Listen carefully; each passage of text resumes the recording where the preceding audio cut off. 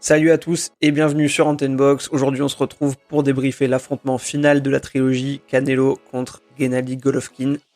Alors, je vais commencer par vous dire que je trouve ça fou, de mon point de vue, de voir les gens si déçus et autant critiquer le combat.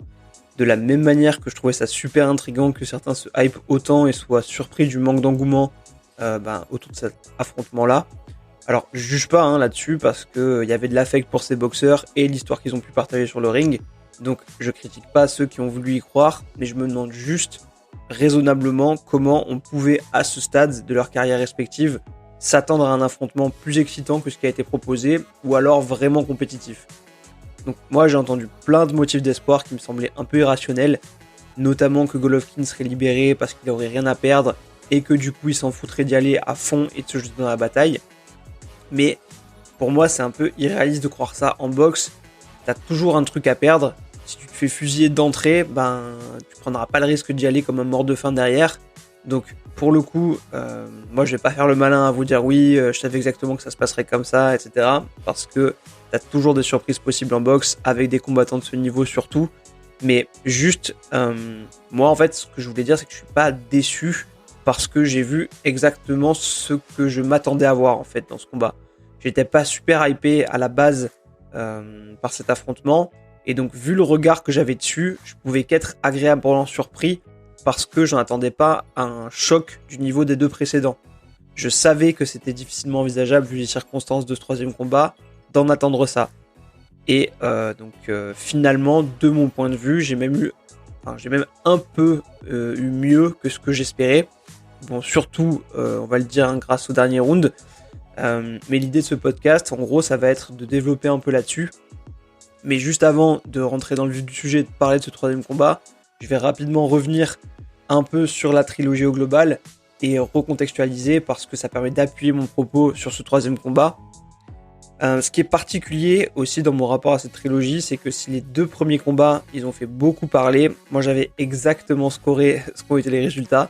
Donc déjà on peut me situer dans un rapport un peu bizarre. J'avais un nul au premier, donc j'avais deux rounds très serrés, un que j'avais donné à Canelo alors que j'aurais pu le donner à Golovkin, et inversement. Pour moi c'était très très serré, et le nul, si bien sûr je conçois qu'il est décevant, pour moi il n'était pas si scandaleux qu'on a pu l'entendre un peu partout. Après, si je devais absolument donner un vainqueur sur ce combat-là, oui, j'aurais plutôt fait tomber la pièce du côté de Golovkin. Mais ce qui est dur, c'est que déjà on est sur des rounds qui sont très difficiles à scorer, avec énormément d'activité, et tout au long des rounds en plus. Et à côté de ça, on a deux stratégies très différentes qui complexifient la visibilité finale. Golovkin qui met le pressing et qui débite pas mal, mais beaucoup dans les gants, et Canelo qui recule et qui cherche à contrer avec des coups puissants. Et c'est très dur en bordering de voir ce qui est vraiment passé ou pas. Alors bon, je dis beaucoup dans les gants, mais beaucoup aussi dans la tête et un peu partout. Mais voilà, quelques coups dans les gants, ça fait du bruit, et on sait pas trop ce qui est passé, ce qui est pas passé. Tu te fies aussi justement à ce bruit, au bruit de la foule, ça influence concrètement les juges qu'il y a au bord du ring. Et sur un type de combat aussi accroché, il y a deux choses qui vont faire la différence et qui vont marquer ou retenir l'attention des juges. Il y a d'abord la prime au pressing, parce que c'est ça qui va marquer l'impression dominant-dominé. Et ensuite, tu as la prime à l'activité, parce que c'est plus facile, quand c'est très disputé, d'avoir en tête à la fin du round qui a le plus débité, même si elle en a eu dans les gants, parce que à moins de coups très marquants de celui qui contre, ça laisse encore cette impression de domination. Donc pour moi, le combat 1, Canelo a été très bon, mais il a laissé Golovkin installer un sentiment de domination, et c'est ce qui a pu créer cet équilibrage qui semble plus favorable à Golovkin. Mais dans l'absolu, pour moi, Canelo il fait jeu égal avec une stratégie qui est très différente de celle de Golovkin. Même si, attention, la carte 118 pour Canelo d'Adelaide Bird, évidemment, pour moi, c'est une honte. Dans le deuxième combat, on est toujours sur quelque chose de super accroché et de toujours très dur à scorer, mais là, Canelo, il s'ajuste pour moi en prenant la mesure de ce qui a pu lui faire défaut au combat précédent, en mettant lui aussi la marche avant et en subissant moins le pressing de Triple G, et en cherchant à faire la guerre sur l'activité, le débit et la précision. Et celui-là, pour le coup, moi je l'ai scoré 115-113 pour Canelo, et je trouve qu'il avait su tirer son épingle du jeu en mettant les bons ingrédients, même si c'était évidemment encore une fois très proche. Si on en vient maintenant au troisième combat, sachant ce qu'on sait des deux combats précédents, on sait donc que Canelo il a compris l'attitude à adopter face à un combattant comme Golovkin, Donc il va rester sur cette marche avant. Surtout, il a continué depuis à affiner ce style de boxeur en marche avant, qui bloque dur et qui est remise en force. Donc il sera plus à l'aise dans cet exercice, dans une catégorie de poids qu'il maîtrise, les super moyens, contre un Golovkin qui lui a 40 ans passés et va monter de poids, donc assurément perdre en vitesse. Donc on a déjà des clés évidentes qui pouvaient préfigurer une victoire de Canelo, à moins d'un miracle. Et vu la solidité du menton de Canelo et ses qualités défensives, c'était très utopique d'imaginer un autre scénario. Et au final, moi, j'ai eu du coup ce que je m'attendais à voir, un Canelo qui utilise son avantage de vitesse pour mettre en défaut Golovkin. Ça, c'était ce qui était plus ou moins écrit, entre guillemets, qui s'est concrètement passé une bonne partie du combat. Et en plus de ça, Golovkin, il a facilité encore plus le scénario par son manque d'activité pendant les 2 tiers du combat, même avec son jab, au final, qui reste normalement son arme un peu ultime. Et ça m'a pas mal surpris de le voir si peu l'utiliser, en fait. Je m'attendais un peu à ce que Canelo soit au-dessus dans les échanges, mais pas à ce que Golovkin y produise si peu. Et ce que face à la vitesse de Canelo, on peut se demander si Golovkin n'avait pas un peu peur du contre et du coup s'est montré attentiste. En tout cas, sur le tout début du combat, on a pu voir un début d'illusion sur ce qui serait le combat, parce que sur les 2 premiers rounds, on est sur quelque chose d'assez accroché. Pour le coup, c'est encore assez dur à scorer. Puis, dès le 3e, on voit un Canelo qui s'installe, on voit qu'il gère bien sa garde et qui surprend Golovkin avec des jaillissements en vitesse que le Kazakh n'arrive pas du tout à contenir. On a fini par s'emmerder un peu parce qu'en face Golovkin, il semble complètement impuissant et incapable de proposer. Il n'arrive pas du tout à mettre du débit, ça je l'ai dit, mais il utilise encore presque pas son jab, il recule beaucoup. Bref, pour moi, il est méconnaissable par rapport au tueur qu'on a connu. Puis au 9e, il se réveille, il recommence à nous faire du Golovkin. Alors, est-ce que c'était le mauvais game plan au départ ? Est-ce qu'il n'était pas dans le combat au début ? Est-ce que justement, il voulait entrer dans le dur en deuxième partie de combat, mais qu'il a mal géré l'entame ? Ça, c'est plein d'interrogations auxquelles j'ai pas de réponse. Mais ce qui m'a positivement surpris en tout cas, c'est sa réaction. Tardive, certes, trop tardive en tout cas. Mais après ce qu'il avait subi en début de combat, c'était un peu inespéré de le voir renverser la vapeur comme ça. Et pour moi, il prend les 4 derniers rounds. C'est cette compétitivité sur la fin qui m'a fait me dire que j'assistais à mieux que ce que j'espérais. Surtout du coup après les premiers rounds, j'y croyais plus. Donc ça faisait plaisir de voir Golovkin revenir à lui-même. Même si c'était trop tard, je l'ai dit. Alors qu'au début, je me disais vraiment qu'on allait assister progressivement à une très très lente agonie. Surtout qu'en début de combat, moi j'ai aimé quand même ce que proposait Canelo par rapport à ses dernières sorties.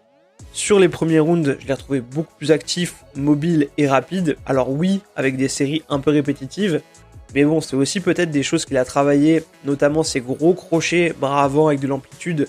Mais par rapport à ce qu'on voit faire depuis un moment, à savoir la coquille en marche avant et puis les power punch, ça m'a fait plaisir de le revoir plus actif, plus mobile. Par contre, ce qui m'a interpellé et ce qui a aussi permis à Golovkin de revenir, et ça il faut le dire, c'est que en fin de combat, il avait l'air complètement cuit. Ça m'avait déjà choqué contre Bivol, mais là, je me dis qu'il a vraiment un gros souci de cardio en fait. Donc il a fini un peu cramé, un peu trop à mon goût, et Golovkin il a su remonter la pente, comme je le disais, sur les 4 derniers rounds, pour s'en sortir encore une fois de mon humble point de vue avec les honneurs, vu ce à quoi on pouvait s'attendre sur le combat, et surtout après les premiers rounds qu'on venait de voir. Alors bien sûr que c'est frustrant et que je comprends la déception des gens, mais concrètement, vous pensiez vraiment qu'un Golovkin de 40 ans, pas dans sa caté, il allait faire mieux qu'au deuxième combat qu'il avait eu contre Canelo ? Donc ça c'est une vraie question. Selon moi, il n'avait plus les armes pour aller chercher plus, et c'est pour ça que pour moi, il a quand même fait bonne figure grâce au dernier round, mais à cet âge, prendre l'ascendant sur la fin du combat contre un boxeur comme Canelo, ça se salue. Après, j'avoue qu'un point qui m'a un peu dérangé, entre guillemets, c'est de le voir tout sourire à la fin, malgré la défaite. Voilà, j'ai vu une attitude un peu différente du champion qu'on a connu.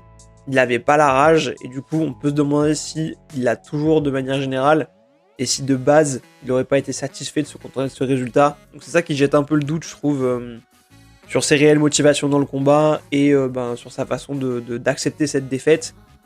Un dernier truc qui m'a fait mal au cœur, mais j'ai trouvé que le dernier round, c'était un peu un symbole parfait de ce troisième combat, où pendant les 2 premiers combats qu'on avait vus entre Canelo et Golovkin, les derniers rounds, c'était des vraies guerres, alors que là, on a eu un festival d'accrochage entre 2 boxeurs fatigués.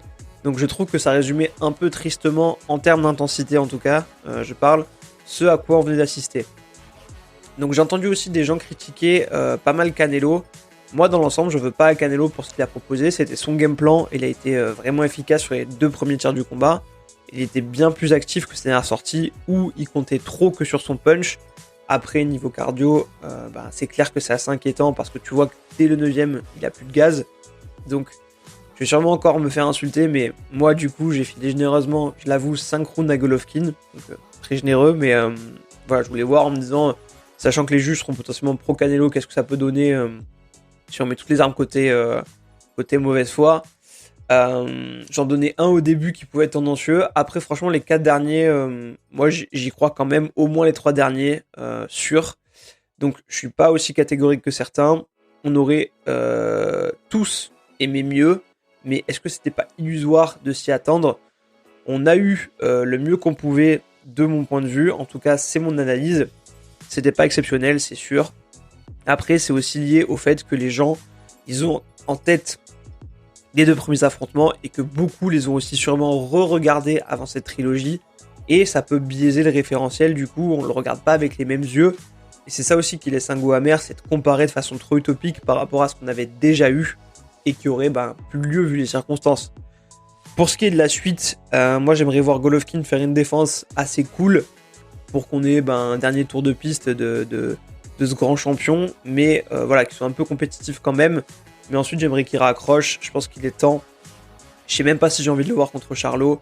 Ça restera une légende de ce sport et des poids moyens, parce que c'est ça, sa catégorie, on l'a encore vu sur ce combat.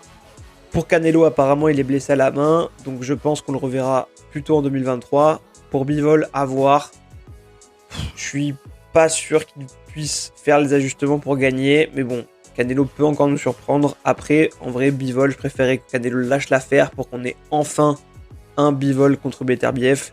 Canelo, pour moi, il faudrait que lui, pour le coup, se dirige vers un Charlo ou un Benavidez, ça serait ultra cool.